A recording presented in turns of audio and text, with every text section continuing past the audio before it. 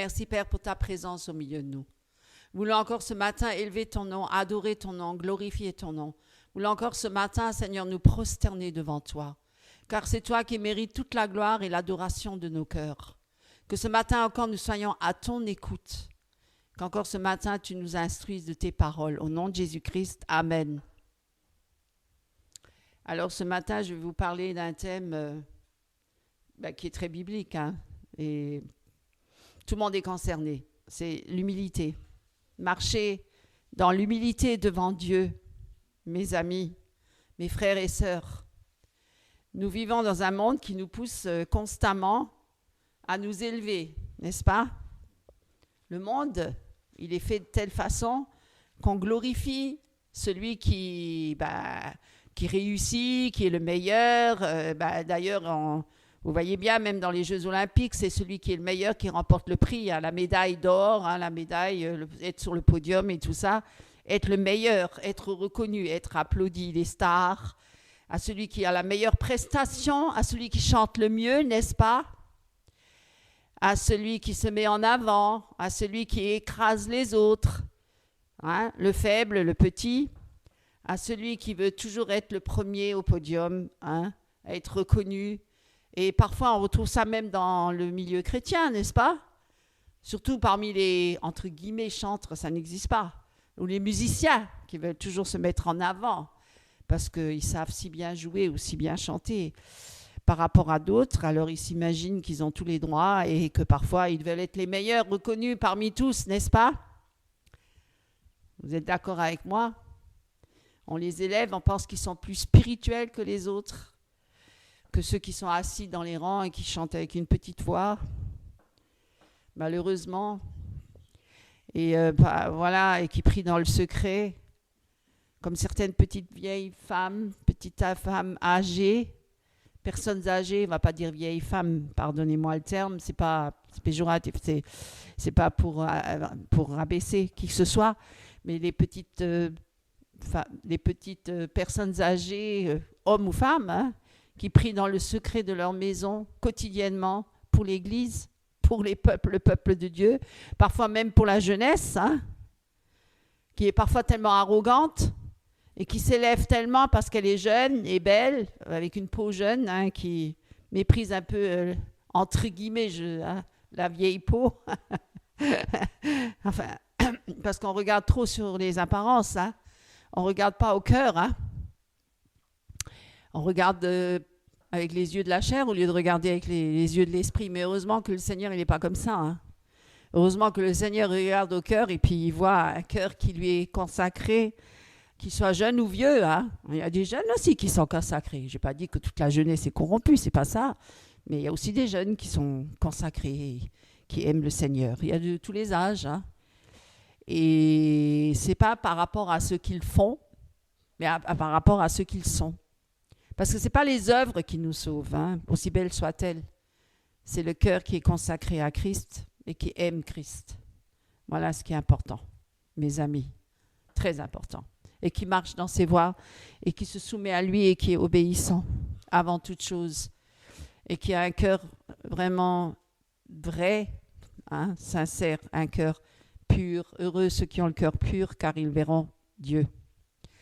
Alors vous voyez là, comme introduction, on vit dans un monde où on veut constamment élever l'homme, la femme, l'être humain, la chair. On nous pousse à ça. Déjà à l'école, avec les notes, à qui sera le meilleur, la meilleure note? Être le meilleur toujours, être reconnu. Et c'est cela qu'on admire, n'est-ce pas? C'est cela qu'on élève. C'est cela qu'on idolâtre même. On en fait même à Dieu une idole. C'est pour ça que je dis, gardez-vous des idoles, là. Et on regarde les hommes politiques comme des dieux, les stars comme des dieux, les déesses. On veut leur ressembler, on veut être comme eux, on veut aussi être sur le podium, on veut aussi être reconnu. Vous voyez cette ambition-là, cet orgueil de la vie? L'orgueil de la vie, ça ne vient pas de Dieu, c'est l'orgueil, la réussite. Mais on ne cherche pas à plaire à Dieu dans tout ça, on veut plaire à l'homme.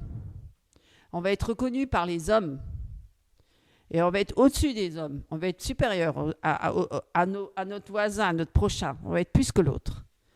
On va être plus beau, plus intelligent, plus ceci, plus cela, etc., etc. On veut être reconnu, on ne veut pas vieillir. Une femme ne veut pas vieillir, elle va se faire des chirurgies esthétiques sur chirurgie esthétique pour toujours être jeune et belle, pour concurrencer toujours la jeunesse. Vous voyez, il y a ces orgueils derrière tout ça. Hein? C'est pas anodin. On veut toujours plaire. On ne veut pas vieillir. Pas comme le bon vieux vin qui vieillit, qui est le meilleur que le jeune. Hein. Mais je veux dire, on méprise un peu la vieillesse. Hein. On méprise le faible. Hein? On méprise tout ce qui est... Voilà. Dans le monde, c'est comme ça. On veut toujours quelqu'un de fort. Et d'ailleurs, à l'époque, quand il y avait, Dieu voulait choisir un roi, parce que le peuple voulait un roi, hein, et donc il a choisi, à l'époque, il pensait que parmi tous les frères de David, vous vous souvenez, il allait choisir un grand, beau et robuste roi. Non, il a choisi le petit David, qui était berger, qui gardait un troupeau, là, dans la campagne. Et les frères, ils étaient d'ailleurs étonnés. Ils se sont dit, ah bon, pourquoi il l'a choisi lui? Hein? Vous voyez?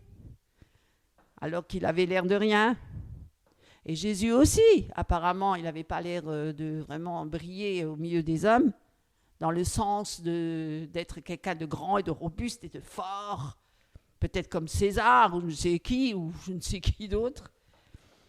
Comme tous ces empereurs du monde. Hein, qui se mettaient avec plein d'apparats, d'or et d'argent et de diamants et de toutes sortes de pierres précieuses sur eux pour voir leur grandeur, leur prestance. Et enlevez-leur tout ça et mettez-les à nu, ils seront rien. Que sommes-nous sur la terre, mes amis? Un grand palais, il faut toujours pour la vue, vous voyez, pour la vue. Toujours montrer. Donc, pour montrer qu'on est quelqu'un. Pour être applaudi, défendre son image de marque. Vous n'avez pas remarqué, avec les médias, c'est encore pire hein, de nos jours. C'est même de plus en plus. Hein. Exposer son image. Tout le monde veut exposer son image. Tout le monde veut être sur Internet. Tout le monde veut montrer sa petite tête ou son petit corps. Et s'il n'est pas parfait, ben on va le retaper parce qu'il faut qu'il soit parfait. Il faut montrer la perfection. Et on applaudit ça. Vous imaginez tous les malheureux qui ont des défauts, ou qui sont peut-être un peu infirmes, ou tout cela ils sont rejetés. On les méprise, hein, le petit. Eh bien, voilà, on nous apprend, affirme-toi. Montre que tu es quelqu'un. Montre ce que tu sais faire. Hein? Montre aux autres qui tu es. Montre que tu sais jouer, que tu sais parler. Montre. Mais dans le royaume de Dieu, c'est pas du tout ça. Dans le royaume de Dieu, c'est tout l'inverse. C'est tout l'inverse, mes amis. D'ailleurs, les pharisiens, hein, ces grands prêtres là qui se prenaient pour tellement justes et tellement grands, et tellement par rapport au peuple, qui était rien. Qu'est-ce qu'il disait? Mais il a choisi les choses viles et folles de ce monde. Il a choisi quoi? Des hommes qui étaient sans instruction, qui n'avaient rien, ils n'avaient pas fait d'études. Et puis en plus, c'était des simples pêcheurs de poissons. Hein, ou des simples hommes qui n'étaient rien. Franchement, est-ce qu'on les aurait choisis, nous, en tant qu'hommes, pour un ministère? Humainement parlant. Non, je ne pense pas. Hein. Mais Jésus les a choisis. Vous voyez, donc le royaume de Dieu, c'est tout à fait à l'inverse, à l'opposé de ce que l'homme pense. Ouais, les voies de Dieu ne sont pas les voies des hommes, les pensées de Dieu ne sont pas les pensées des hommes.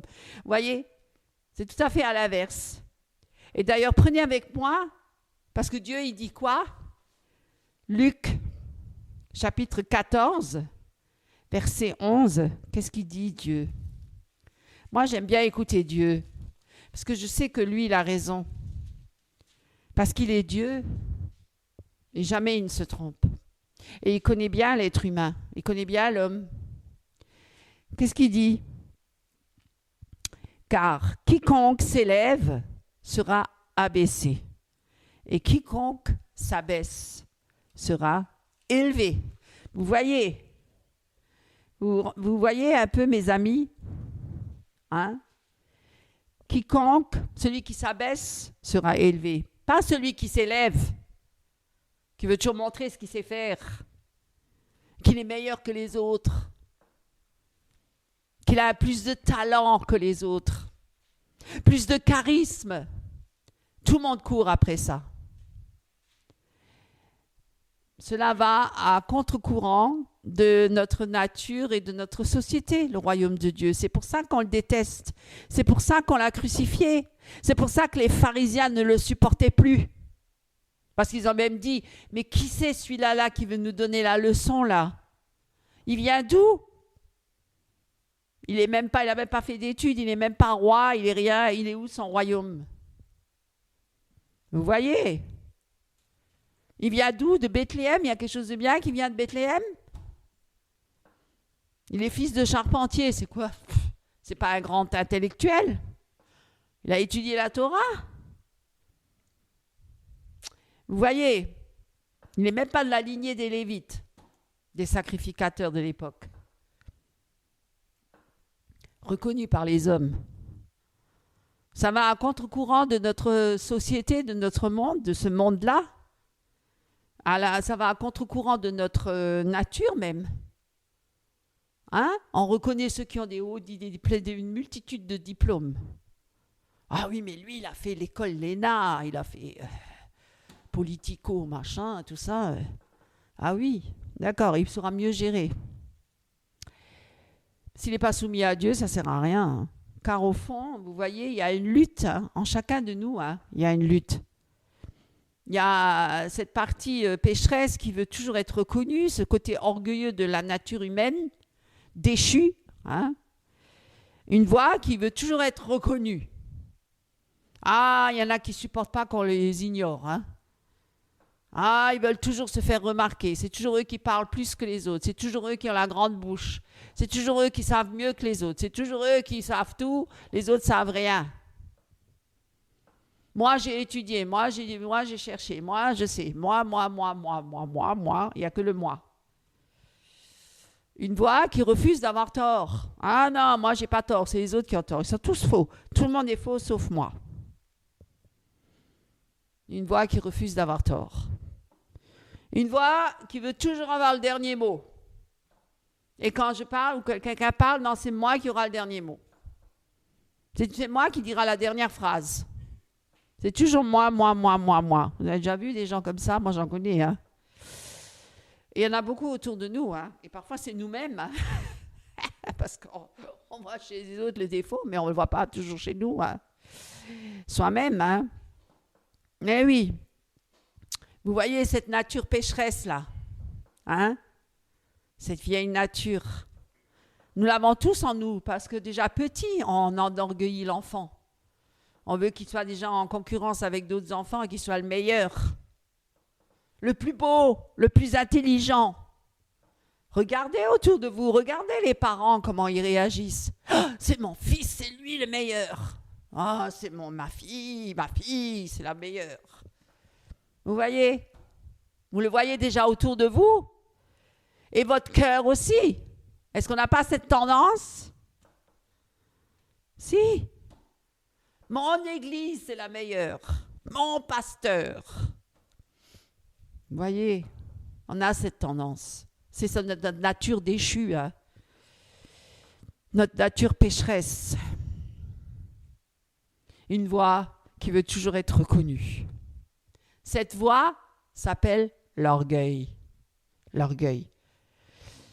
Et la question, maintenant que je vais vous poser, est-ce que, même à moi-même, hein, est-ce que j'ai de l'orgueil? Parce que des fois, on n'est même pas conscient de ça. Hein. Ou est-ce que je laisse l'orgueil diriger ma vie? Est-ce que c'est le Seigneur qui dirige ma vie ou est-ce que c'est mon orgueil qui dirige ma vie? Ou est-ce que je choisis l'humilité? Ah, c'est dur l'humilité, hein? Parce que l'humilité, bon, Premièrement, ce n'est pas une option dans la vie chrétienne. Hein. C'est une condition. Ce n'est pas une option. Hein. C'est une condition pour marcher avec Dieu. Il faut marcher humblement. Humblement devant Dieu. Humblement. Parce que Dieu, prenez avec moi, Jacques, chapitre 4, verset 6, lisez avec moi. C'est écrit dans la parole de Dieu. Dieu nous avertit. Dieu nous enseigne par sa parole. Hein. C'est Jésus la parole. Qui était plus humble que Jésus? C'était l'humilité personnifiée. Hein? Tellement humble. Pourtant, il était Dieu. Hein? Il est Dieu. Jacques, chapitre 4, verset 6. Lisez avec moi. Il accorde au contraire une grâce plus excellente. C'est pourquoi l'Écriture dit « Dieu résiste aux orgueilleux, mais il fait grâce aux humbles. » Dieu résiste aux orgueilleux, mais il fait grâce aux humbles. Vous voyez, Dieu n'est pas avec les orgueilleux, même si on le croit. Même si on croit que Dieu les bénit, parce que tout leur réussit dans ce monde, ça ne veut pas dire que Dieu il est avec eux. C'est pas parce qu'il y en a un qui réussit dans l'Église et qu'il est élevé haut par les hommes, par les chrétiens même, ou qu'il est sur un piédestal, qu'il est reconnu par Dieu, que Dieu le reconnaît. Non, mes amis, ne pensez pas ça parce que vous regardez aux apparences, vous ne regardez pas comme Dieu regarde. Hein? Vous voyez, Dieu il résiste aux orgueilleux, il fait grâce aux humbles. L'humilité, ça ne veut pas dire être rabaissé hein, ou méprisé. Attention, hein. Il y en a qui ils se rabaissent tellement qu'ils disent « Oh, moi, je ne sais rien, moi, je ne peux pas. Oh, moi. » Mais c'est aussi de l'orgueil. Hein. Parce que « Oh, moi, non, moi, je ne peux pas. » Ils se rabaissent. On ne vous demande pas de vous rabaisser vous-même, hein, ou de vous mépriser, ou de mépriser vos talents, ou de dire « Oh non, je ne peux pas. » Arrêtez. Ça aussi, c'est une forme d'orgueil. C'est la chair, c'est encore le moi. L'humilité, c'est se voir comme Dieu vous voit. Ni plus ni moins. Comment Dieu vous voit. Et ça, c'est écrit dans la parole. Lisez la parole. Lisez la parole, mes amis, et vous verrez qui vous êtes. Et vous vous humilierez vous-même. L'humilité, c'est reconnaître que tout vient de Dieu et rien ne vient de moi. Moi, j'en entends des fois qui disent « ça vient de moi, c'est moi qui l'ai dit, c'est moi qui l'ai fait, ça vient de moi. » Oh là là, mon pauvre, rien ne vient de toi. Sache le reconnaître, même le souffle de vie que tu as là, le souffle, c'est Dieu qui te l'a donné. Si Dieu il te l'enlève demain, eh bien, il n'y a rien qui vient de toi. Est-ce que vous comprenez ce que je veux dire?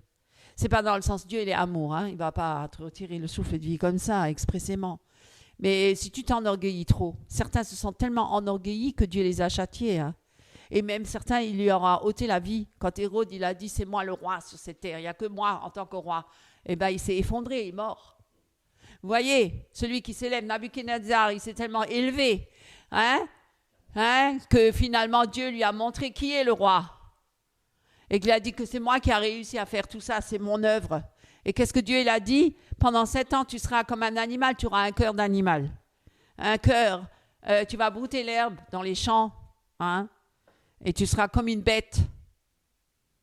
Vous voyez, Dieu il peut vous humilier jusqu'à l'extrême, si vous vous élevez un peu trop et vous commencez à vous enorgueillir et à vous vanter de beaucoup de choses. Parfois, Dieu il peut agir pour rabaisser un homme ou une femme, bien sûr. Alors, on s'imagine à un certain temps que certains, ils sont tellement élevés.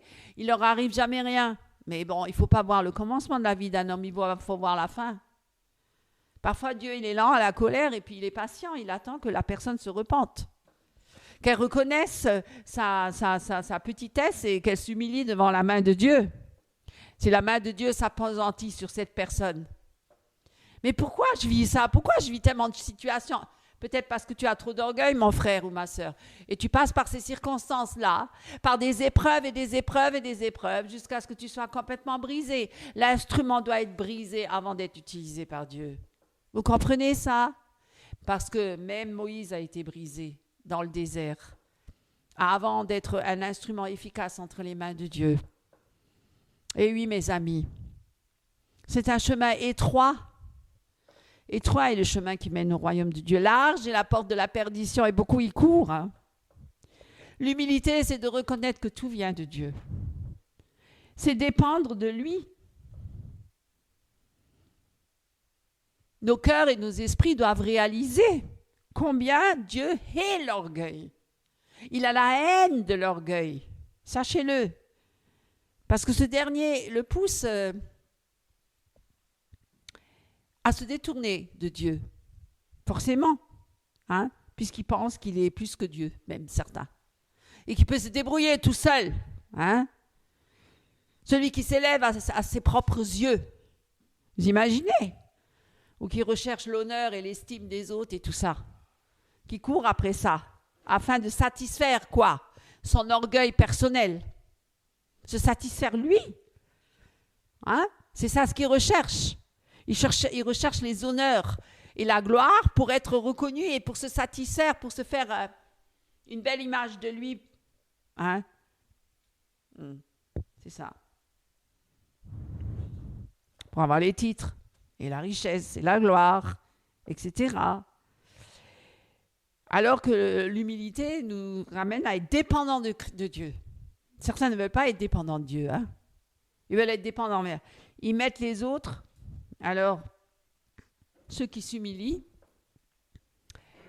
ils s'oublient. Hein? Ils renoncent à eux-mêmes parfois. Peut-être des fois pour la bonne cause, pour mettre les autres, peut-être un peu en avant, plus que soi-même. Hein? Par exemple, lisez avec moi Philippiens. Prenez Philippiens avec moi. Philippiens chapitre 2, verset 3. 2, verset 3. Lisez avec moi. Ayez en vous les sentiments qui étaient en Jésus-Christ. Ah, nous voulons être à la ressemblance de Christ? C'est vrai? Vous êtes sûrs? Certains disent, je veux te ressembler. Il y a même un chant, te ressembler, Jésus. Vous voyez, on veut ressembler à Jésus. Dans le chant, on le crie haut et fort, mais est-ce qu'en réalité, on veut vraiment ressembler à Jésus? Ah, ça c'est une autre question. Hein? Ça, c'est pas sûr, hein, finalement. Pas trop envie. Hein? Hein, pourquoi? Ayez en vous les sentiments qui étaient en Jésus-Christ, lequel, existant en forme de Dieu, n'a point regardé comme une proie à arracher d'être égal avec Dieu, mais s'est dépouillé lui-même en prenant une forme de serviteur, en devenant semblable aux hommes et ayant paru comme un simple homme, lui qui était Dieu, qui est Dieu, il s'est humilié. Parce que moi, ça m'a frôlé l'esprit, ça, l'autre jour, je peux vous le dire. Hein. Je vais vous expliquer ça. Il s'est humilié lui-même, se rendant obéissant jusqu'à la mort, même jusqu'à la mort de la croix. J'avais très fort à l'esprit. Je voyais Jésus, comment il s'est humilié quand il a marché sur la terre parmi les hommes. Il est venu tout simplement, tout humblement, fils de charpentier. Il aurait pu venir au monde fils d'un roi, dans un palais royal. Non, fils de charpentier. Tout simple, tout humble. Il a grandi d'une manière très simple. Et il a marché parmi les hommes très simple. Et il n'a jamais crié dans la rue. Hein. Ce n'était pas une voix qui criait dans la rue. Hein. Ce n'était pas une voix qui criait. Hein. Il était tout simple, tout humble. Et il a guéri tellement de malades. Tous ceux qui venaient à lui, il les guérissait, il les bénissait. Vous voyez, il était là, au milieu de la foule, parmi la foule. Et il était tout humble. Il mangeait humblement avec ses apôtres, simplement, humblement. Habillé simplement avec des sandalettes, une robe. Simple, tout simple. Et c'est pour ça que les pharisiens ne l'ont pas reconnu. C'est pour ça que les Romains l'ont crucifié. Ils ont dit, ça c'est le roi des Juifs. Quand il est rentré humblement, simplement, sur le dos d'un âne sur Jérusalem, quand il est arrivé à Jérusalem, vous voyez, il était tout humble. Il n'a pas ouvert sa bouche quand on l'a frappé, quand on l'a humilié, rabaissé, quand on s'est moqué de lui, quand on lui a craché dessus, il n'a même pas répondu. Il a tout pris, tous les coups, tout. Il n'a pas dit un mot. Est-ce que vous croyez que nous, on aurait été comme ça? Dites-moi, mon frère et ma sœur. Pensez-vous que vous auriez résisté à tout ce mal-là sans ouvrir la bouche? À vous défendre? On se défend vite, nous, hein, dès qu'on nous attaque. Il n'a pas ouvert la bouche. Moi, ça m'est venu très fort à l'esprit. J'ai dit, Seigneur, comme un agneau, comme un agneau, doux, tout mené à la boucherie. Voyez, tout simple, tout humble. Et même quand on a enfoncé les clous et quand on l'a mis sur la croix, et qu'on était là encore à crier après lui, il a dit quoi? Père, pardonne-leur, ils ne savent pas ce qu'ils font. Vous imaginez? Toute cette méchanceté qui se déchaînait sur lui. Et qu'est-ce qu'il a donné en retour? Il ne les a pas maudits. Il leur a pardonné. Ils ne savent pas ce qu'ils font. Moi, quand j'ai réalisé ça, j'ai dit, Seigneur, je suis loin de te ressembler. Mon cœur est loin de toi, loin de ta ressemblance. Loin. J'ai besoin d'être sauvé. J'ai besoin de ta grâce tous les jours pour aimer. Je ne sais pas aimer. Nous ne savons pas aimer. Nous ne savons pas donner. Non. Nous voulons toujours les honneurs et la gloire. Nous ne voulons pas être humiliés. Nous ne voulons pas nous rabaisser. C'est notre nature pécheresse. Vous voyez? Ne faites rien par esprit de rivalité, par vaine gloire. Mais que l'humilité vous fasse regarder les autres comme étant au-dessus de vous-même. Lisez avec moi Philippiens, chapitre 2, verset 3. On l'a lu? Non, verset 3. Juste au-dessus. Au-dessus du...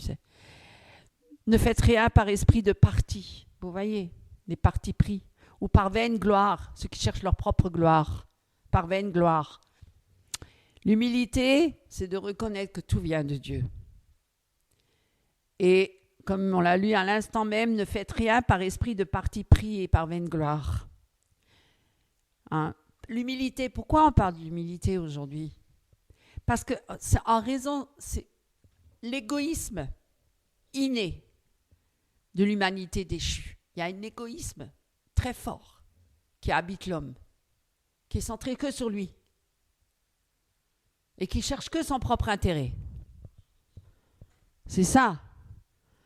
Le monde ne tient pas l'humilité en haute estime. Vous avez déjà remarqué?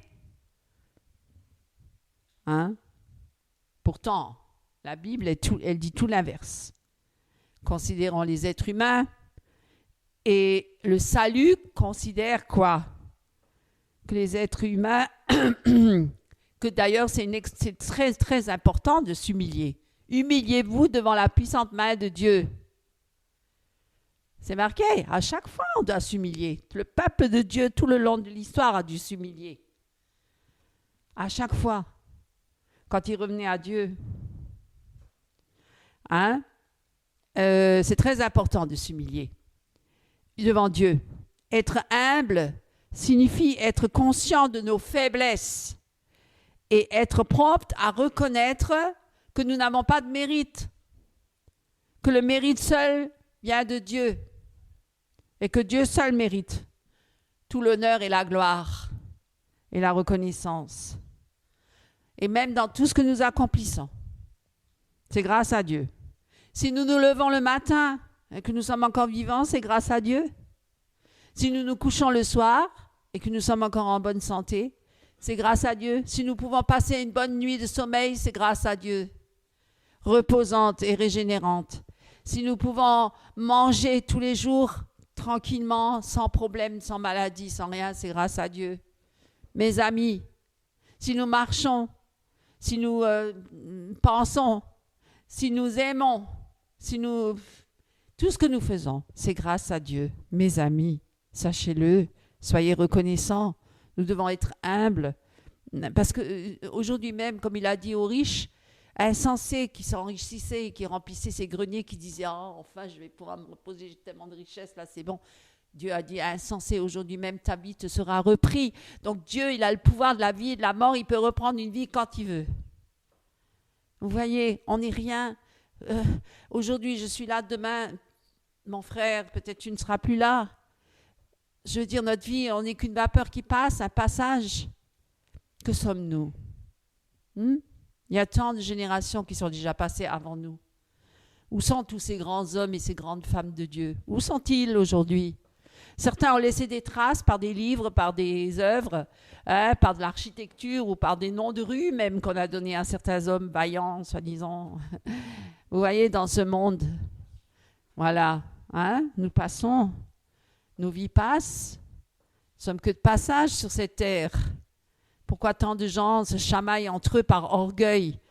Non, c'est moi qui ai raison. Non, c'est moi. Ouais, ouais, ouais, on se tape dessus. Et puis, c'est les guerres. Non, c'est moi qui ai les plus grandes richesses, c'est pas toi, moi. Je vais en avoir encore plus.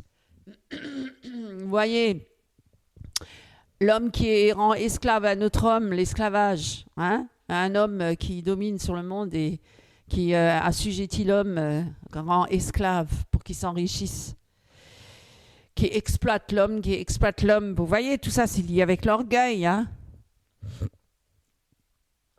Nous devons être des êtres humains, des créatures sans prétention.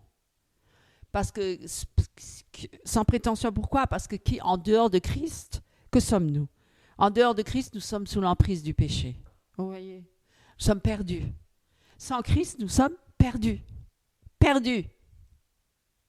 Sachez-le. Il n'y a rien de bon dans le cœur de l'homme. Et ils peuvent se glorifier de rien. De rien. Parce que tout ce qu'il prend, il le détruit. Et oui. D'une main, il construit, de l'autre main, il détruit. Voilà. Il n'y a que l'œuvre du Seigneur qui subsistera. Jusqu'au bout. Jusque dans l'éternité. C'est la seule chose qui compte, mes amis. Tout le reste, c'est de la vanité, des vanités, vanité. Tout est vanité sur cette terre. À quoi bon? À quoi bon toute cette œuvre sur la terre, tout ce travail en vain, hein, sans Dieu, pour se glorifier? Et puis tu meurs, mon ami, et tu es passé. Et on t'a oublié. Combien sont oubliés? Combien ont vécu et sont partis? Est-ce qu'on y pense encore?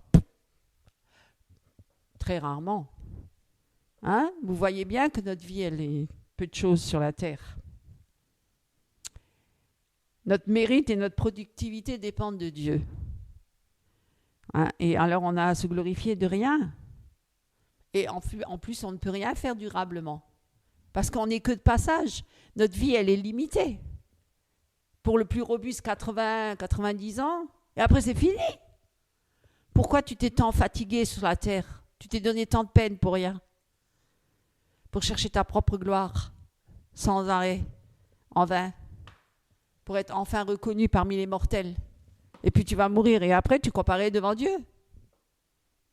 Alors, qu'est-ce que tu en fais de toute cette gloire-là que tu as reçue, tous ces applaudissements des hommes? Hein? Où ils sont tous ces hommes-là? Est-ce qu'ils ont pu te sauver? Est-ce qu'il y en a un seul qui a pu te sauver de tout cela que tu admires ou que tu veux qu'il t'admire? Ou que tu élèves toi par ta bouche? Pourquoi tu élèves l'homme?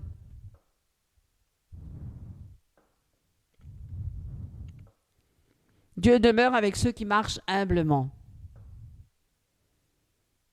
Dieu fait grâce aux humbles et il résiste aux orgueilleux. Tous les enfants de Dieu qui ont été au service du Seigneur ont toujours marché humblement. Ils ont passé par des dures épreuves, certains, même jusqu'à mourir pour Jésus. Alors sachez-le, votre avenir, s'il est entre les mains de Dieu, sachez-le qu'il est en de bonnes mains, mais votre avenir, ce n'est pas vous qui allez le diriger, c'est le Seigneur. En tant que croyants, nous devons vivre dans l'humilité. Et nous devons avoir égard les uns des autres.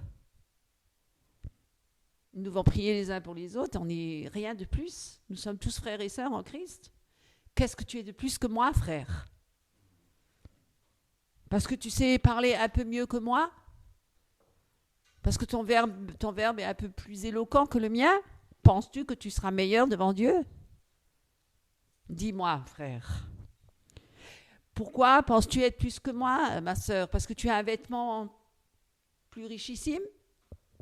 Parce que tu as des bagues aux doigts et des bijoux qui te portent? Est-ce que tu l'emporteras avec toi le jour où tu vas mourir? L'orgueil, c'est l'antithèse de l'humilité. C'est un sentiment exagéré de sa propre importance. Wow, je suis important, moi. Moi, j'existe. Sans moi, vous ne pouvez rien faire. Il y en a qui pensent comme ça. Pourtant, il y en a combien qui ont pensé comme ça et aujourd'hui, ils ne sont plus là, ils sont morts. Vous voyez, le monde, il continue quand même à tourner et ces hommes-là et ces femmes-là ne sont plus là. Elles pensaient qu'elles étaient indispensables. Sans elles, le monde n'allait pas tourner, ou la famille, ou mon voisin, ou moi-même, ou etc. Mais si, ça continue, avec ou sans toi, mon frère, ma sœur. C'est un sentiment exagéré de sa propre importance ou de sa propre estime de soi. Hein? C'est une personne qui se croit qu'elle a du mérite plus que les autres. Vous voyez, hein, sa supériorité, ses talents. Moi, j'ai des talents, ils viennent de Dieu. Oui. La nature humaine et le monde, hein, ils vont toujours vers l'orgueil. Toujours. Jamais vers l'humilité. Jamais. Sachez-le, regardez autour de vous. Hein. Pourtant, Dieu, il dit autre chose. Il dit, ayez en vous des sentiments humbles. Des sentiments humbles. Se rendant obéissant, serviteur et se rendant obéissant jusqu'à la mort. Est-ce que vous savez ce qui vous attend? Hein, être obéissant jusqu'à la mort. Est-ce que vous pensez que vous arriverez? Je ne pense pas, sans Dieu, non. On n'y arrivera pas. Hein. Pourtant, Jésus l'a fait. Hein. Lisez avec moi. Il s'est humilié lui-même, se rendant obéissant jusqu'à la mort. Philippiens 2, chapitre 2, verset 8. Ayant paru comme un simple homme, il s'est humilié lui-même, se rendant obéissant jusqu'à la mort, même jusqu'à la mort de la croix. Est-ce que vous pensez qu'on a envie d'aller sur la croix? Est-ce que vous croyez que Jésus avait envie d'aller sur la croix? Il était quand même dans un corps d'homme. Hein? Il était quand même un homme. Hein? Vous ne pensez pas qu'il allait souffrir là, hein? À mettre les clous dans les mains et tout ce qui et la couronne d'épines et les coups de fouet, 40 coups moins un ou je ne sais pas. Mais est-ce que vous croyez qu'il avait envie de ça, Jésus? Non. Pourtant, il est allé jusqu'à obéir, jusqu'à aller sur la croix. C'est ça, mes amis. L'obéissance vaut mieux que les sacrifices. Il est allé jusqu'au bout pour accomplir l'œuvre et heureusement qu'il a obéi et qu'il a accompli l'œuvre pour nous, pour que nous puissions être sauvés et être délivrés de Satan, de la mort et du péché et du monde. Il a fallu que Jésus soit sacrifié sur la croix. L'agneau immolé pour nous, mes amis, que nous soyons reconnaissants. Hein? Que nous soyons reconnaissants, mes amis, afin qu'au nom de Jésus-Christ, c'est pourquoi Dieu aussi l'a souverainement élevé, verset 9, et lui a donné le nom qui est au-dessus de tout nom, afin qu'au nom de Jésus, tout genou fléchisse dans les cieux et sur la terre et sous la terre, et que toute langue confesse que Jésus-Christ est Seigneur à la gloire de Dieu le Père. Vous voyez, mes frères et mes sœurs, c'est lui qui mérite toute la gloire et l'adoration de mon cœur, de nos cœurs, de mon cœur, de vos cœurs, de nos cœurs, tous ensemble d'un même cœur. Louons le Seigneur, adorons le Seigneur et arrêtez d'élever les hommes, arrêtez de courir après les hommes, arrêtez d'idolâtrer les hommes.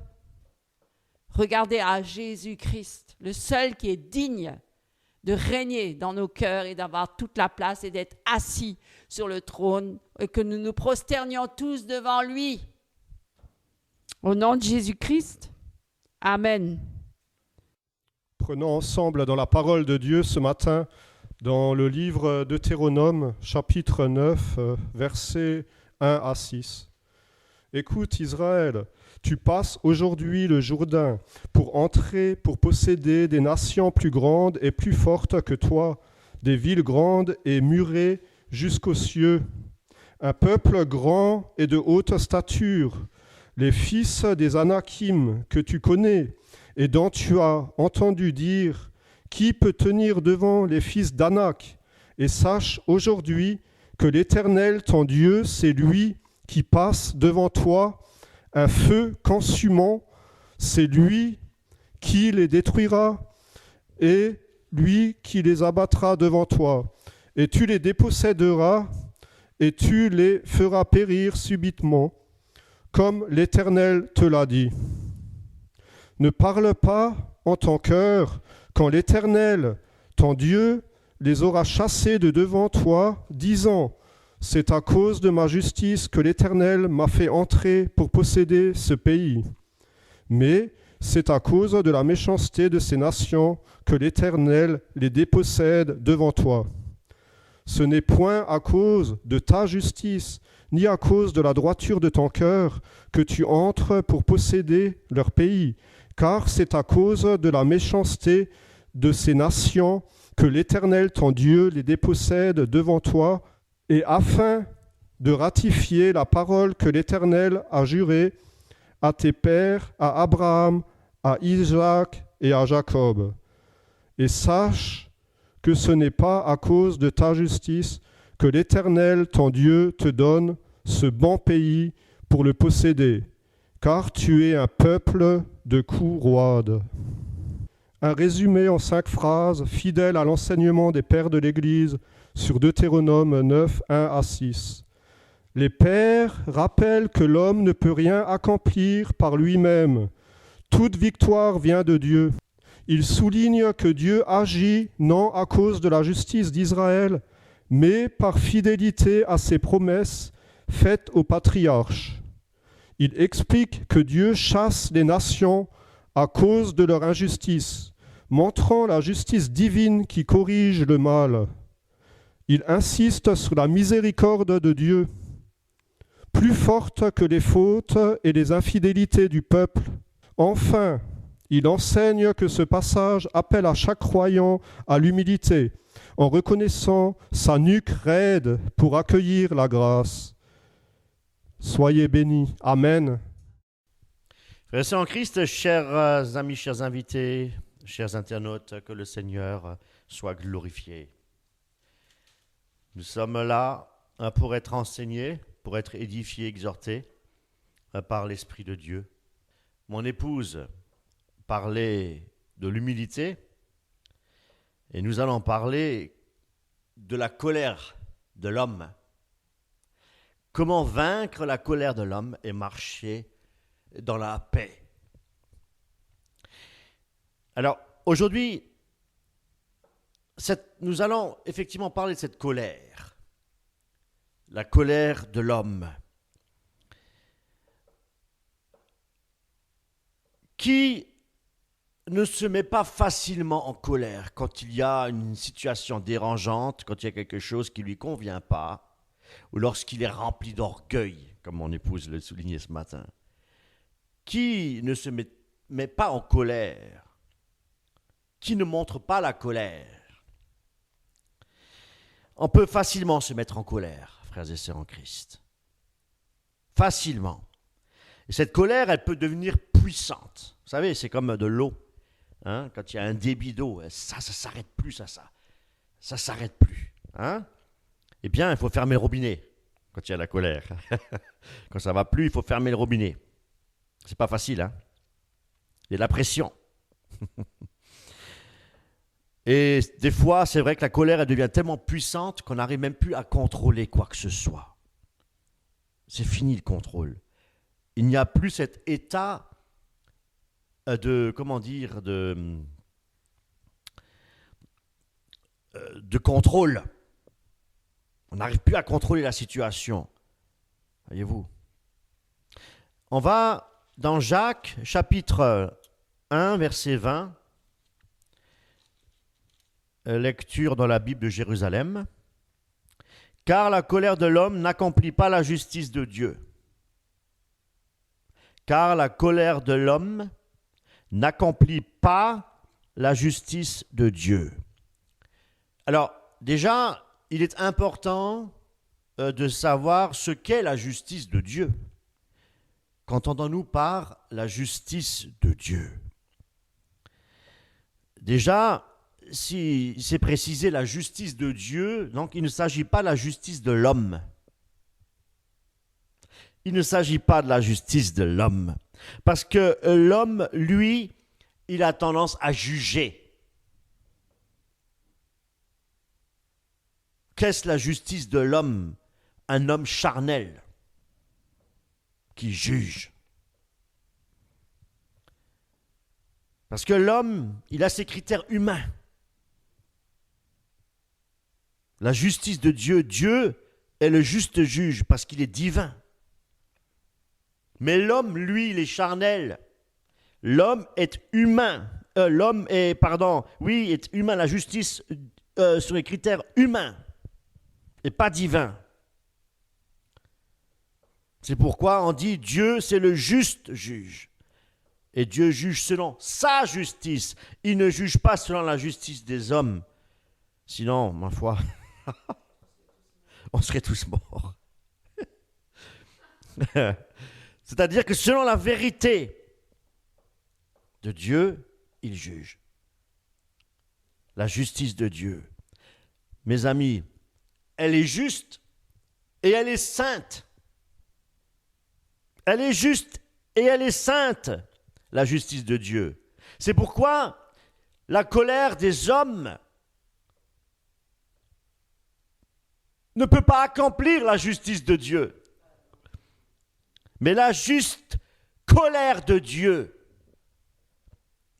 c'est la justice de Dieu. La colère de Dieu. Parce que Dieu juge avec miséricorde, avec amour et avec une sainte colère. Un juste jugement. Un saint jugement. Avec la patience. Dieu est patient. Dieu veut que tous soient sauvés. L'homme est impatient. Nous allons voir ensemble les dangers de la colère. Les erreurs que nous faisons quand nous sommes animés et remplis de la colère. Et nous allons voir aussi le chemin que Dieu nous propose pour maîtriser la colère et abandonner la colère. Merveilleux. La colère, comme je vous l'ai dit tout à l'heure, elle a le pouvoir de détruire, de briser les relations. Elle a cette capacité de transformer deux amis en ennemis. Et cela, non pas en quelques décennies, en quelques heures, en quelques secondes. Et les couples également, les familles, les enfants. La colère, quand elle éclate, mes amis, elle peut tout briser. Je vous ai dit en quelques secondes. Passer de l'amour à la haine en quelques secondes, en une fraction de seconde, avec un mot déplacé. Un mot peut créer une division. Un mot peut passer de la paix à la guerre. Un mot suffit. Proverbe 15, 1.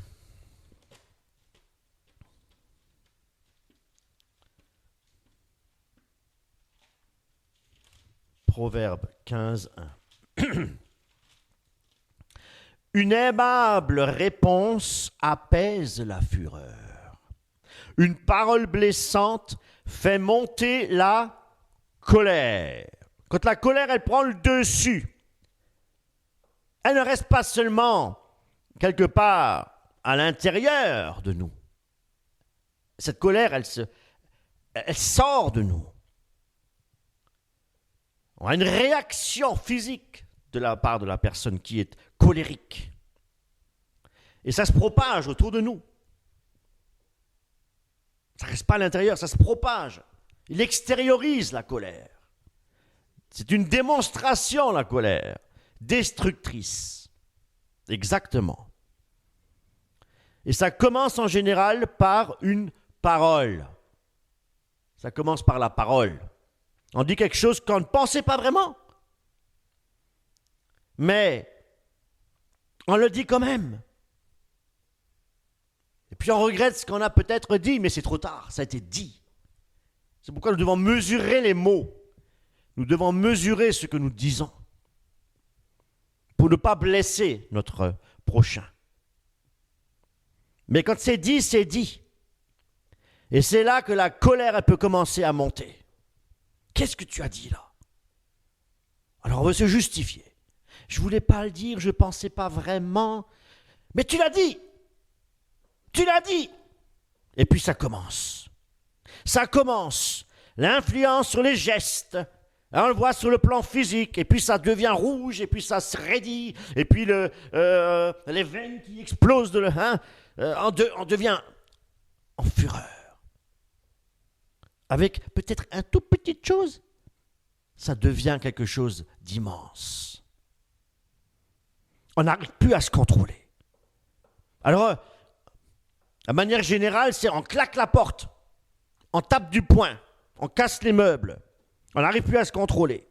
Et sans réfléchir, on risque de faire de grands dégâts, autant matériels que psychologiques même. La colère, qu'est-ce qu'elle fait? La colère, elle ferme le cœur.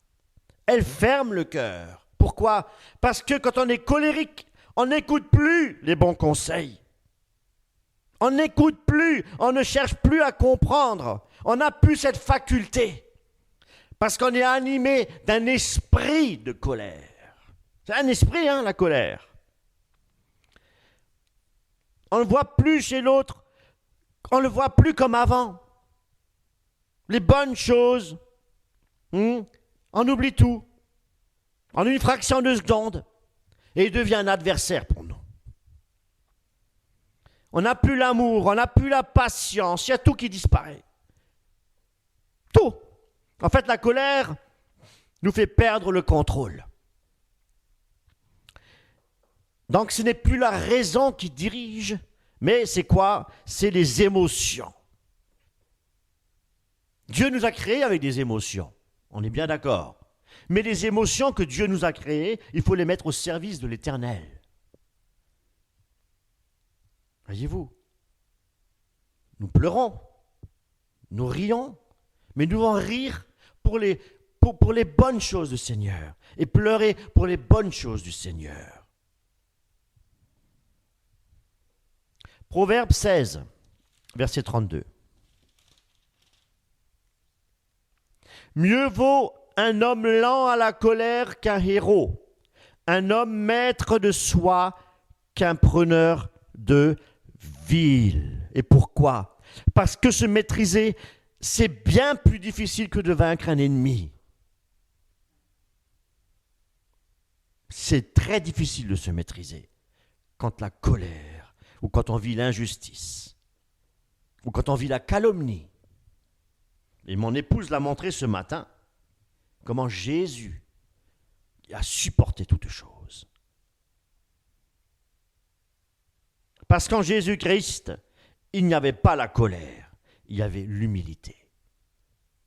C'est une force, c'est une arme puissante, l'humilité, pour contrecarrer la colère et les attaques de l'ennemi. La colère, vous savez, on dit « Oh, mais il est fou celui-là ». Oui, la colère, quand on est coléreux, un moment, quand on passe à la colère, on dit toujours on est fou furieux. Vous connaissez cette expression. Il est fou furieux. Oui, il est fou. Il est momentanément fou. Il est fou un instant parce qu'il a perdu ses capacités, sa maîtrise de soi. Quelque part, il devient fou. C'est un fou. Alors quand on se met sérieusement en colère, c'est ça, c'est un temps de folie. Un temps de folie. Et ce temps de folie, c'est une perte de temps. Parce que quand on est énervé, quand on est en colère, on ne peut pas servir l'Éternel. Donc on perd du temps. On perd du temps et on sert Satan et la chair. Au lieu de réfléchir, au lieu de se poser, de se maîtriser, on coupe la raison par la colère. Et la colère prend le contrôle.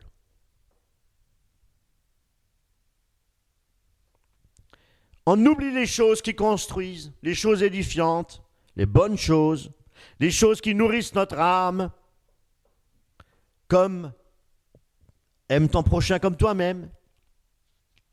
Ça n'existe plus quand on est en colère. Il n'y a plus tout ça. C'est fini. C'est l'antipode, pardon. C'est l'antipode de ce que Jésus-Christ nous a enseigné. Quand Jésus-Christ il a dit « Aimez-vous les uns les autres », ça veut dire « Ne soyez pas en colère ». Que la colère disparaisse au milieu de vous, nous dit l'Écriture. Les liens qu'on a construits peut-être pendant des années. Combien y a-t-il de couples divorcés à cause des excès de colère? Et tout cela, on ne voit que des blessures quand il y a la colère. On ne voit pas le bien. Hein?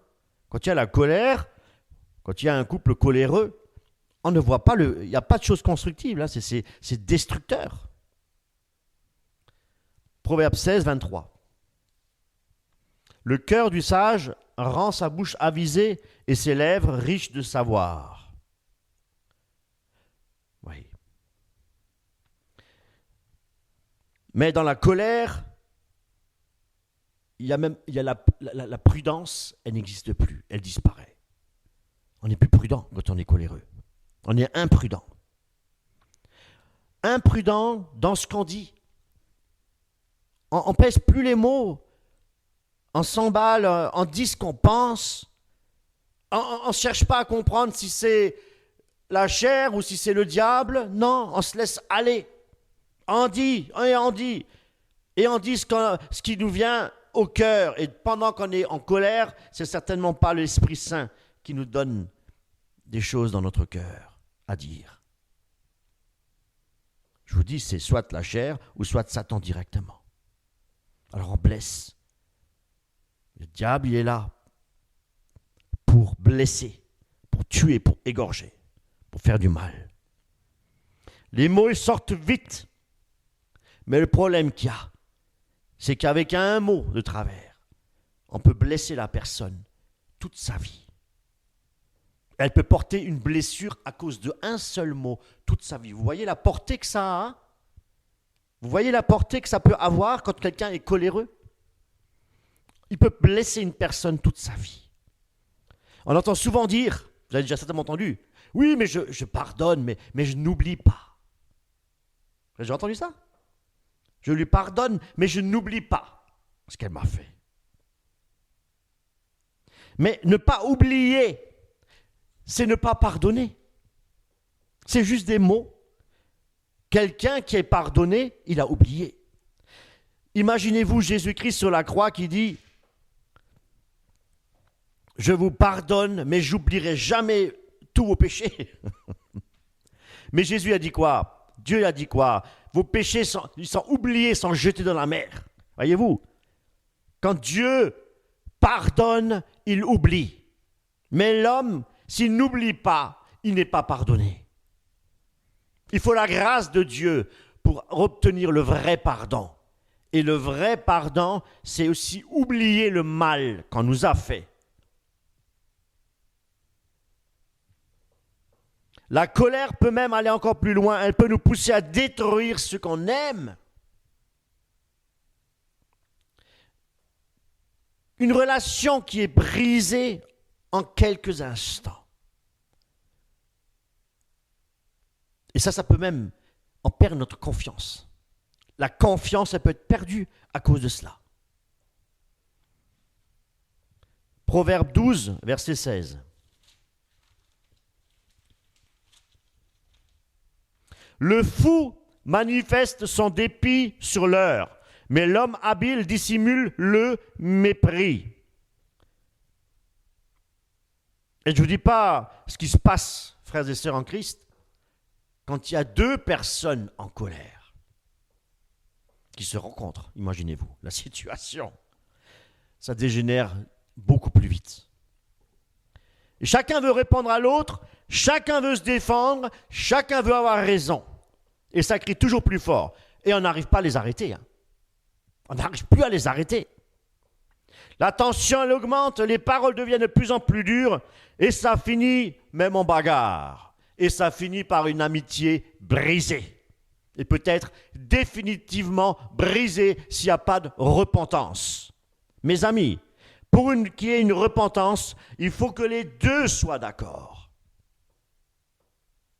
Les deux parties doivent être d'accord pour qu'il y ait une repentance totale. Une amitié brisée, c'est pas facile. Proverbe 15, 18.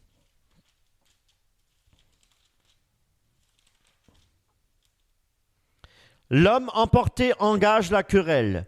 L'homme lent à la colère apaise la dispute.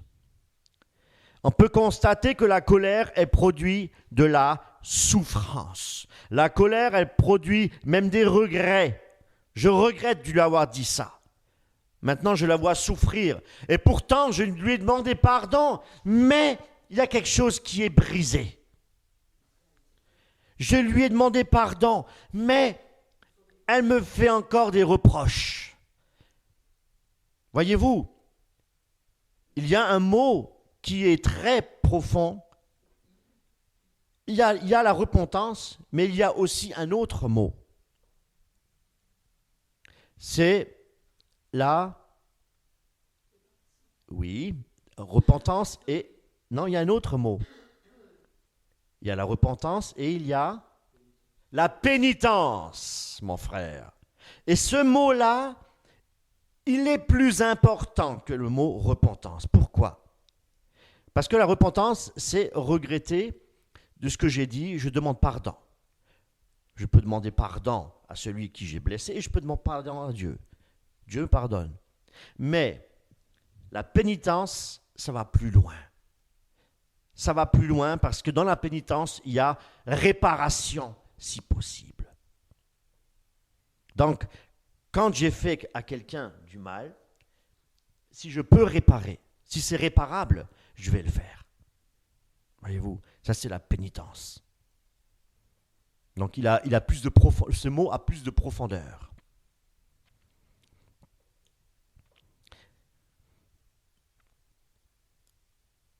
Et c'est pourquoi Jacques, justement, comme on l'avait déjà lu, il dit la colère de l'homme n'accomplit pas la justice de Dieu.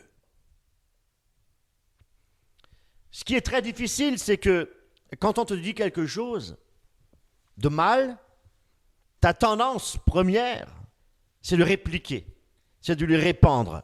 Et on ne va pas répondre en bien, forcément. On va répondre en mal. Mais la Bible nous enseigne autre chose. Romains chapitre 12, verset 17, l'Écriture nous enseigne autre chose. 12, verset 17. Sans rendre à personne le mal, pas pour le mal, ayant en cœur ce qui est bien devant tous les hommes, et en paix avec tous les hommes, si possible. Et au verset 21, de dire, ne te laisse pas vaincre par le mal, sois vainqueur du mal par le bien. Par le bien. Et ce n'est pas une victoire de vouloir répondre plus fort que l'autre. Ce n'est pas une victoire non plus d'insulter davantage. Voyez-vous. Et quand on ne parle pas de victoire, on parle de défaite. Oui, c'est une défaite. C'est une défaite. Vouloir parler plus fort que l'autre, c'est une défaite. Ce n'est pas une victoire. Si quelqu'un t'offense, nous devons garder le silence. Facile à dire. Prendre du recul. Si quelqu'un nous méprise, nous devons répondre par l'humilité. Nous avons vu ça tout à l'heure avec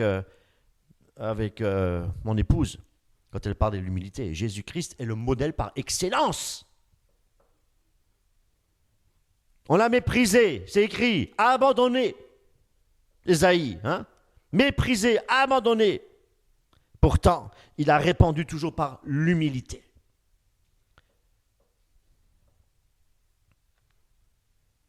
C'est pourquoi nous devons regarder à Jésus-Christ. Regardons à Jésus-Christ. 1 Pierre 2, 23.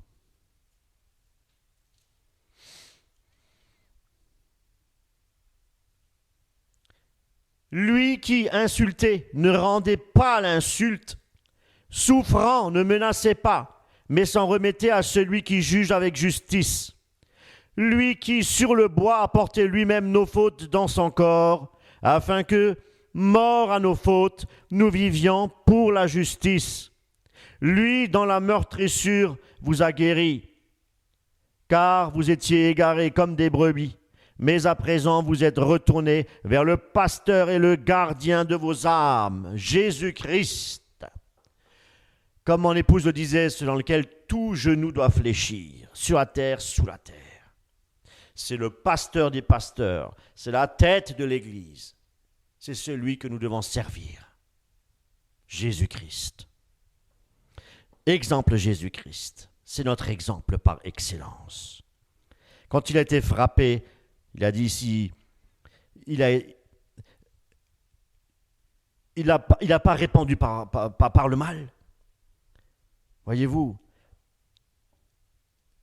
Et quand, dans Jean 18, quand il a dit, si j'ai mal parlé, montre-moi ce que je dis de mal. Et si j'ai bien parlé, pourquoi me frappes-tu, disait-il. Il est Dieu. Il aurait pu se défendre. Il aurait pu se défendre. Il aurait pu répondre avec puissance et avec l'autorité qu'il avait. Mais au lieu de répondre par le mal, il a choisi la douceur, il a choisi l'amour, parce qu'il est la justice de Dieu. Parce que Jésus-Christ est Dieu. Et cela nous enseigne que la vraie force, c'est la maîtrise de soi, fruit de l'esprit. Alors, quand on s'énerve, quand on se met en colère, on a souvent tendance à accuser. C'est lui qui a commencé. On donne toujours la faute aux autres. Vous n'avez jamais remarqué ça? C'est toujours les autres. Moi, c'est pareil, frères et sœurs, quand je me mets en colère, c'est jamais de ma faute, toujours l'autre. C'est à cause de lui. Il n'aurait jamais dû dire ça, il n'aurait jamais dû faire ça. C'est lui le fautif. Et je montre du doigt, et c'est lui. Et c'est lui. C'est lui qui a commencé, pas moi. Mais la Bible nous rappelle notre responsabilité. Nous sommes responsables. Romains 14, verset 12.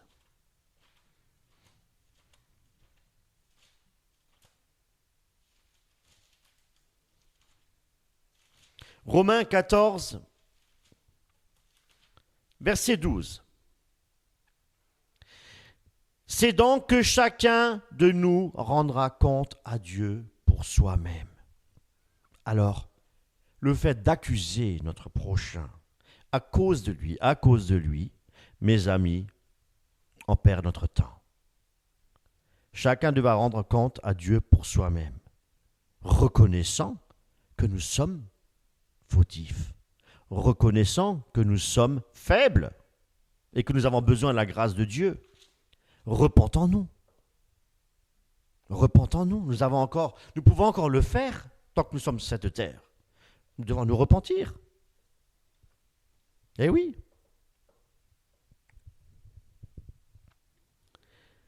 Si je réponds à quelqu'un avec la même colère qu'il a, qu'est-ce qui va se passer? Au lieu d'arrêter le mal, je vais continuer à tisser. Je vais réagir comme lui, de la même manière. Je fais exactement ce que je lui reproche. C'est ça. Au lieu de corriger ce qui n'est pas juste, ce qui est injuste, de corriger pour calmer la colère. Non, je prolonge la colère. Je continue. C'est comme un feu, vous savez. Si quelqu'un allume une flamme et que l'autre il allume une flamme et vous la mettez ensemble, elle ne s'éteint pas. Une flamme contre une flamme, ça s'agrandit. Voyez-vous? On l'agrandit. Maintenant, ce qu'il faut savoir, c'est que si nous nous mettons en colère, c'est que nous manquons, c'est que nous sommes orgueilleux. C'est que nous manquons d'humilité. C'est pour ça que mon épouse, ce matin, c'est bien, elle a parlé de l'humilité. Et sans humilité, nous avons de l'orgueil. Et l'orgueil, c'est la racine de la colère. Nous sommes souvent blessés par la parole. Quand quelqu'un nous dit quelque chose, et si nous sommes vraiment aussi blessés par ce qu'ils nous disent, c'est que quelque part notre cœur est encore attaché à l'orgueil. Nous ne sommes pas encore morts à nous-mêmes. Allons voir dans Proverbe 18. Proverbe 18, verset 12.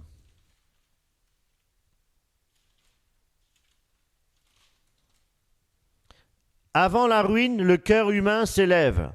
Avant la gloire, il y a l'humilité.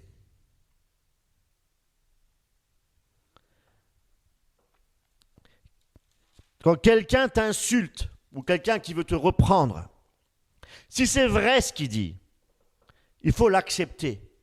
Et tu dois l'accepter avec l'humilité. Si c'est faux ce qu'il dit, il ne faut pas attiser le feu. Il faut rester calme. Il faut rester posé. Et il faut exercer le fruit de l'esprit qui est la maîtrise de soi.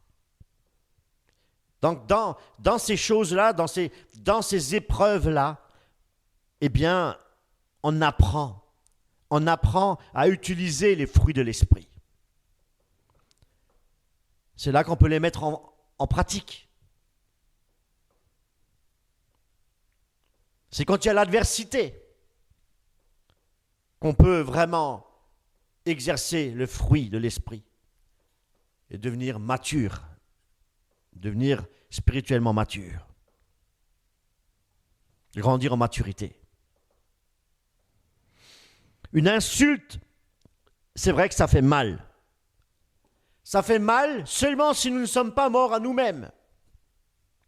Et tant qu'il y a de l'orgueil en nous, on reste quelqu'un de susceptible et quelqu'un de très fragile et on peut facilement nous blesser. Et ça, c'est une vérité. Et plus on grandit dans l'humilité, moins les paroles des autres nous blessent et moins les paroles des autres peuvent nous toucher notre âme et notre ego, parce qu'il n'existe plus. Nous ne sommes plus égocentriques. Et Jésus-Christ est le modèle encore par excellence. Il a tant aimé le monde qu'il a donné son Fils unique. Il a donné son Fils unique. Dieu n'a pas regardé à lui-même. Dieu a regardé au monde perdu, dont tu fais partie, dont je fais partie, pour être sauvé. Voyez-vous, Jésus-Christ est mort pour tout le monde. Voyez-vous, il est mort pour tout le monde. Quel amour! L'humilité, c'est l'amour. Être humble.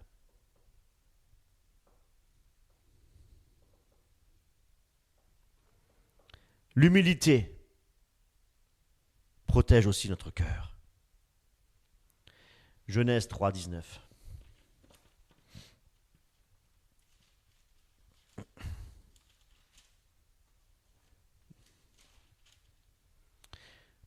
À la sueur de ton visage, tu mangeras ton pain, jusqu'à ce que tu retournes au sol, puisque tu en fus tiré. Qui sommes-nous? Qui sommes-nous? Nous venons du sol, nous avons été créés par Dieu, que nous retournons au sol, d'où nous sommes tirés. Car tu es glaise et tu retourneras à la glaise. Mon frère, ma sœur, tu es glaise.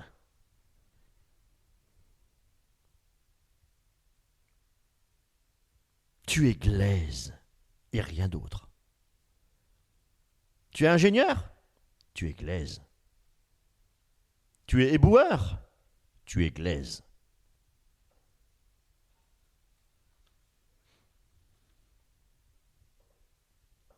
C'est ça la vérité. Et pourquoi nous sommes glaise? Parce que la terre appartient à Dieu. Rien de ce qu'il y a ici sur cette terre nous appartient. Nous sommes juste de passage ici-bas. juste de passage, des pèlerins sur cette terre. Eh oui. Alors pourquoi on veut toujours défendre notre image, notre personnalité? Lui, il sait rien. Moi, je sais mieux que lui. Moi, je sais mieux. Même dans ce domaine-là, je connais mieux. Lui, il n'a pas le niveau. Il n'est pas bon. C'est l'orgueil. C'est l'orgueil. Toujours mieux savoir que les autres. Ah bah lui, non. Moi, ça fait 15 ans que je suis dans cette entreprise. Lui vient d'arriver, il ne sait rien. Il ne connaît rien. Puis, d'ailleurs, je ne vais rien lui montrer. Il n'a qu'à se débrouiller. Hein. Tout ce que moi j'ai appris en 15 ans, j'ai appris à me débrouiller moi-même. Ben, il n'a qu'à apprendre à se débrouiller. Orgueil. Orgueil démesuré. C'est pourquoi je vous dis, c'est l'humilité qui va nous protéger. L'orgueil ne protège pas, l'orgueil détruit. L'humilité protège. Celui qui est humble n'attend pas les honneurs des hommes. Il est libre. Il n'est plus esclave des hommes. Celui qui est humble ne cherche pas à être au-dessus. Celui qui est humble, c'est celui qui reste stable dans ses décisions. Stable quand on l'offense. Il reste stable, il ne bouge pas. Il est insensible quand on lui critique, quand on le calomnie. Il ne réagit pas, il est mort. L'humilité.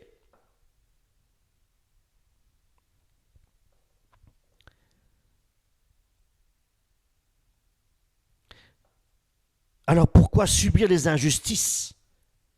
Pourquoi subir des calomnies, des moqueries?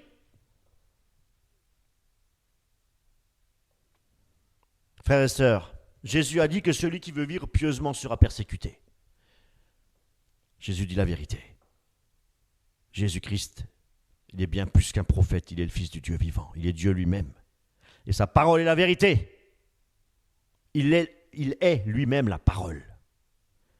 Il est le chemin, il n'y a pas d'autre chemin. Il n'y a pas d'autre chemin. C'est Jésus-Christ le chemin qui nous mène au Père. Et c'est lui seul qui peut nous sauver. La persécution, c'est le lot de tous les chrétiens qui sont engagés dans l'armée du Seigneur. Personne n'y échappe. Tous ceux qui sont réellement engagés avec le Seigneur passeront automatiquement par des épreuves. Ce n'est pas beaucoup de tribulations que nous devons entrer dans le royaume de Dieu. Eh oui. C'est le combat spirituel. Et sans combat, il n'y a pas de victoire. Et sans les épreuves, il n'y a pas de croissance, ni de persévérance. Or, il est marqué dans la Bible, celui qui persévérera jusqu'à la fin sera sauvé. Et c'est lui qui obtiendra la couronne de justice, de vie. Donc quand quelqu'un nous insulte, nous avons le libre arbitre. Ou je réponds par le mal, ou j'obéis au Seigneur et j'imite Jésus-Christ. On dit, comme mon épouse disait ce matin, oh, moi j'aime Jésus. Mais je ne veux pas l'imiter, ça fait mal. Quand on me calomnie, je ne peux pas rester dans le silence, il faut que j'ouvre ma bouche. Ben c'est là qu'il faut justement mettre le fruit de l'esprit en action. Vous savez, le fruit de l'esprit, c'est pas tiens, je te donne le don de guérison, je te donne ceci, je te donne ça. Tout se paye. Hein. Je te donne, oui, c'est gratuit. Bien sûr que l'évangile est gratuit, oui.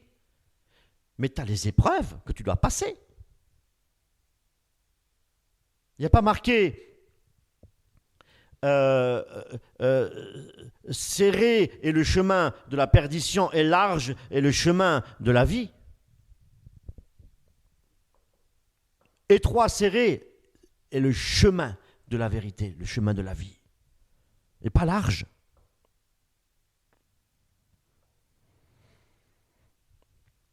Alors, on a cette possibilité de Dieu, il nous a donné la raison. Il nous a accordé la raison pour raisonner, pour choisir, faire le bon choix au moment où on passe par une épreuve, le moment où on passe par cette épreuve, où on nous calomnie, on nous insulte, on peut dire soit je me venge ou soit je reste patient. Paul nous donne aussi un travail à effectuer. Supportez-vous les uns les autres avec l'amour du Christ. Chaque fois qu'on choisit la patience, au lieu de répandre le mal pour le mal, qu'est-ce qui va se passer? On grandit spirituellement. Maturité spirituelle. On grandit. On se fortifie. Parce que c'est la victoire dans l'épreuve. Et dans la victoire dans l'épreuve nous affranchit, nous dit la parole de Dieu. Dieu nous affranchit pour être réellement libres. Parce que celui qui est colérique, celui qui est dans la colère n'est pas libre, il est esclave de sa colère. Mais Dieu nous demande à devenir libre en Jésus-Christ. Et pour devenir libre, nous devons répondre par l'humilité.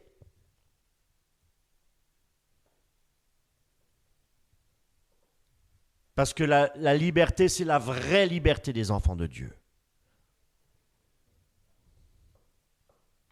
Et dans Proverbe 14, il est dit que celui qui est lent à la colère, il a une grande intelligence. Oh, tu es intelligent, toi. Tu es intelligent. Non, si tu te mets en colère, tu n'es pas intelligent. Celui qui est lent à la colère, lui, il a une grande intelligence, nous dit l'Écriture. Maintenant, on peut se poser la question, est-ce que le fait de se mettre en colère, est-ce que c'est un péché? Bonne question, hein? La Bible ne dit pas qu'il ne faut jamais se mettre en colère, déjà pour commencer. Elle dit même l'inverse. Écoutez bien, on va prendre Éphésiens 4, verset 26.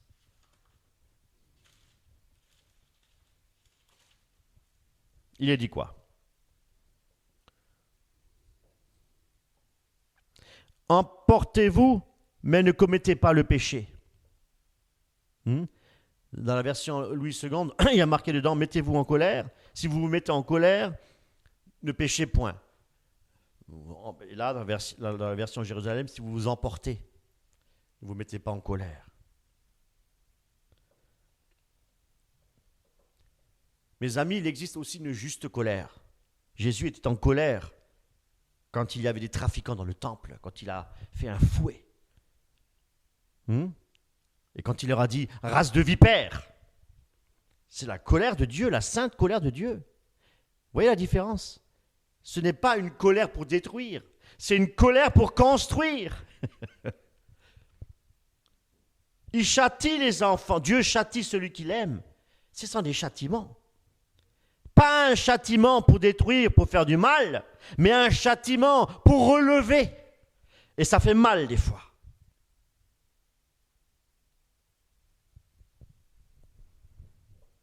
Et il existe une colère juste contre l'injustice, contre le mal. Mais cette colère, elle doit être contrôlée. Si elle n'est plus contrôlée par la raison, elle est contrôlée par qui?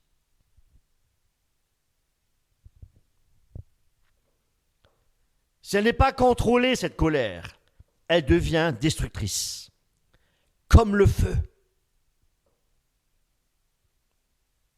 Quand avec une petite allumette, petite mèche de feu, elle peut embraser toute une forêt. Donc, il faut éviter ça. Il faut maîtriser tout ça. Et c'est dangereux si on ne le maîtrise pas, parce que ça se propage. Ça va partout. Maintenant, nous allons voir comment réagir quand nous sommes attaqués par la colère. Comment nous, en tant que chrétiens, devons-nous réagir? Déjà, la première chose que nous devons reconnaître, Éphésiens,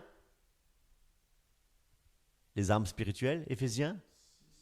Oui, Éphésiens 6, les armes spirituelles. Nous devons reconnaître que nous sommes en guerre. Paul nous l'avertit, Paul nous l'explique, Paul nous l'enseigne. Donc, si nous sommes en guerre, il y a un combat, un réel combat spirituel, frères et sœurs. Nous sommes en guerre. Et le vrai combat est à l'intérieur de nous-mêmes. Et comme je vous ai dit, c'est un combat spirituel. Nous n'avons pas à lutter contre la chair et le sang. Le véritable combat, il est en nous. Nous devons apprendre à rejeter la colère. Nous devons apprendre à rejeter le mal, sans rejeter la personne. Nous devons avoir de la compassion au lieu de la colère. Dans chaque épreuve et tentation, frères et sœurs, je vous annonce maintenant une bonne nouvelle. Il y a une issue de secours. Il y a une délivrance. Il y a une victoire. Il y a une guérison. C'est quoi le remède? C'est quoi le remède? C'est quoi le remède? Quelqu'un qui est colérique, qu'est-ce que vous devez vous dégager pour calmer ça? La paix et la douceur. Vous devez être habité par l'Esprit de Dieu. C'est pour ça qu'il dit, nous devons tout le temps marcher par l'Esprit et vous n'accomplissez pas les désirs de la chair. Donc quelqu'un qui est rempli de l'Esprit, on peut le critiquer, on peut le juger, on peut le calomnier, on peut lui crier dans les oreilles. Il va rester insensible. Il va faire quoi? Il va bénir cette personne. Il va la bénir. Seigneur, bénis-la. Oh, Jésus, c'est ce qu'il a fait. Seigneur, pardonne-leur, ils ne savent pas ce qu'ils font. Paul de dire que toute amertume, toute animosité, toute colère disparaissent du milieu de vous. Ça doit disparaître. Et ça doit disparaître en étant rempli du Saint-Esprit, en étant rempli de la paix de Dieu et de la douceur de Dieu. Et la tempérance. Rempli du Saint-Esprit, ça veut dire être rempli du fruit de l'Esprit. La maîtrise de soi est tout cela. Être rempli du Saint-Esprit, c'est pas pour faire des miracles et des guérisons. Tout le temps, on parlait de ça, des guérisons, des miracles. Là, le Saint-Esprit. Non. Être rempli de l'Esprit de Dieu, c'est être rempli de l'amour du Christ. Et dans l'amour du Christ, il y a la tempérance, il y a la paix, il y a la douceur, il y a tout ça. C'est pourquoi Paul a dit, je vais vous montrer, dans 1 Corinthiens, je vais vous montrer la voie par excellence, l'amour, la charité. Être charitable vis-à-vis de son prochain. On te fait du mal, sois charitable. Sois charitable. Nous voulons imiter Jésus-Christ. Nous voulons imiter Jésus-Christ. Alors apprenons à garder la paix et la douceur quand il y a l'adversité.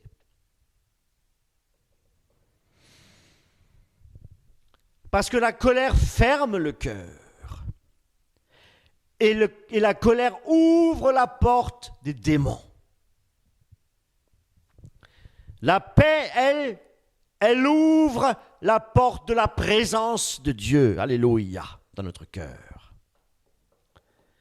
Écoutez bien, Jésus-Christ, notre Seigneur,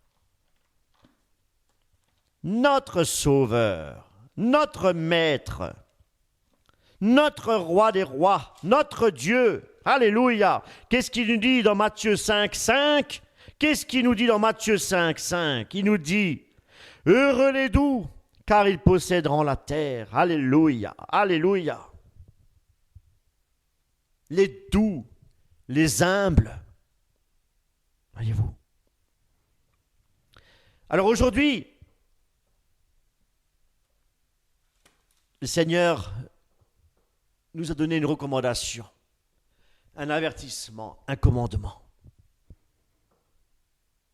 pour toujours être victorieux face à l'adversité, face aux épreuves. veillez et priez.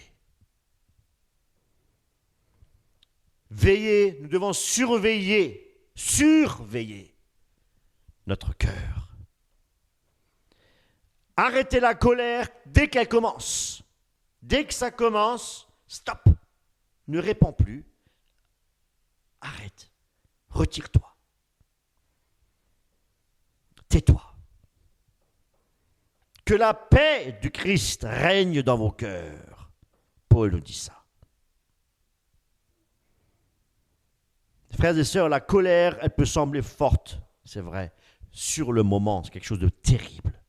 Mais ce que je veux vous dire aussi, c'est que la paix de Dieu est bien plus forte que la colère.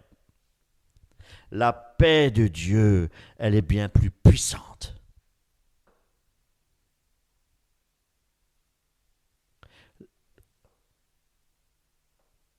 Quand est-ce que pouvons-nous expérimenter la paix de Dieu ? C'est à quel moment ? Le fruit de l'esprit, la paix.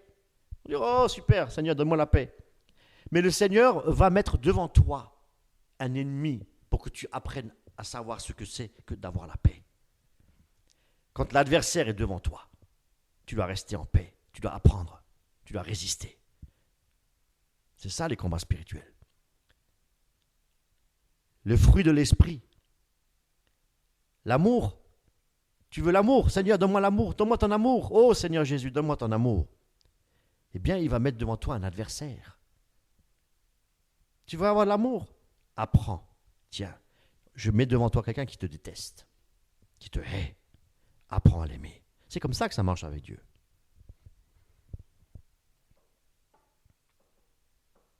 Fruit de l'esprit. Et c'est ça les combats. C'est ça les épreuves. C'est pourquoi c'est quelque chose de méritable même.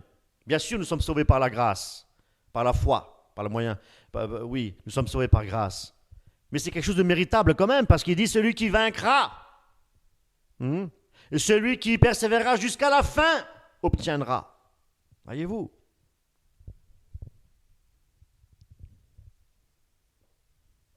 Nous devons faire tous nos efforts, il dit.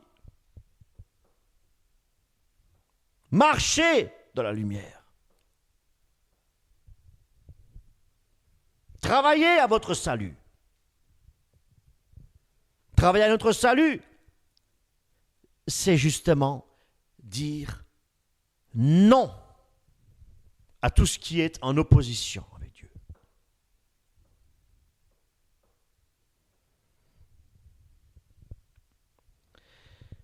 La colère, quelque part, nous enferme dans la tristesse, elle nous emprisonne. Mais le pardon de Dieu libère. Le pardon libère et apporte cette paix intérieure. Quand il y a quelque chose qui se déchaîne et vous êtes là, et pour calmer ces choses, il vaut mieux se retirer.